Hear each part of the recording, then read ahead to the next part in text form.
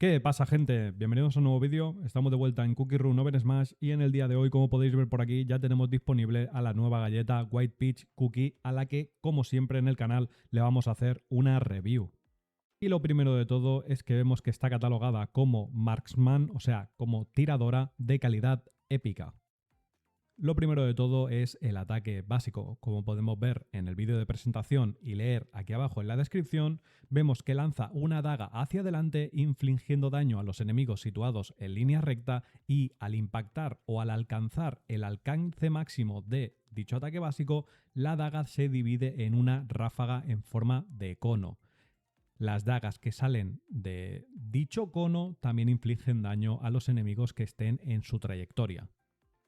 Todos los porcentajes y daños los tendréis abajo como siempre. Y luego tenemos la habilidad especial. Como podemos ver, realiza un pequeño salto que al aterrizar entra en modo sigiloso durante 4 segundos y obtiene un aumento de velocidad de movimiento. Mientras está en ese estado sigiloso, los ataques básicos se convierten en dagas perforantes, o sea que atraviesan a los enemigos. Algo muy importante es que el modo sigiloso finaliza al usar tú una habilidad o recibir daño. Al estar en sigilo, cuando realizas el primer ataque a un enemigo, le reduces la velocidad de movimiento por 1,5 segundos. Si golpeas a varios enemigos, los aturdes durante 0,7. Y como vemos en los porcentajes de abajo, reduce a los enemigos un 30% de velocidad de movimiento y cuando entras en sigiloso, te aumenta la velocidad de movimiento un 35%. Y luego tenemos la primera variante de la habilidad especial, que es exactamente igual que la primera, solo que reduce la velocidad de movimiento un 20% menos, de 30 pasa a 10 y aplica como un pequeño sangrado, un veneno que durante 4 segundos, como podemos leer aquí abajo, va haciendo daño continuo. Y por último tenemos la segunda variante de la habilidad especial. También hace exactamente lo mismo que las demás, que las otras dos. En este caso, en vez de reducir la velocidad de movimiento un 10%, la reduce un 20% y durante 4 segundos incrementa el daño a todos los enemigos a los que has impactado. Los vuelves un 10% más vulnerables. Yo personalmente me pondría esta variante de habilidad especial, ya que todo lo que sean venenos y daño continuo después de hacer tú un engage en la teamfight te va a venir muy bien. Aparte de, para meter presión con dicho veneno, dicho sangrado, también fuerzas a los enemigos que tengan que retroceder y no puedan entrar en la fight porque necesitan curarse. Y ya sabemos que con venenos y sangrados las curas se cortan.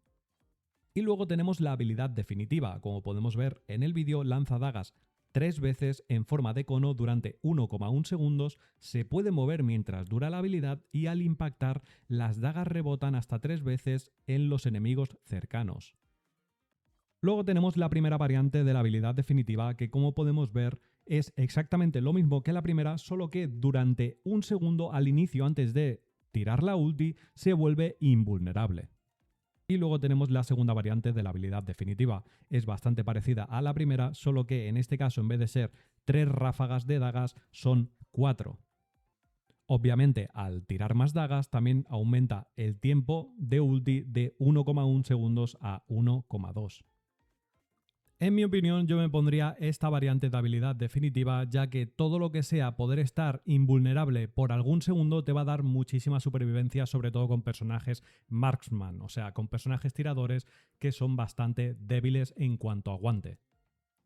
Y ahora pasamos con las pasivas. Como siempre digo, esta es la obligatoria que tenemos que tener todos.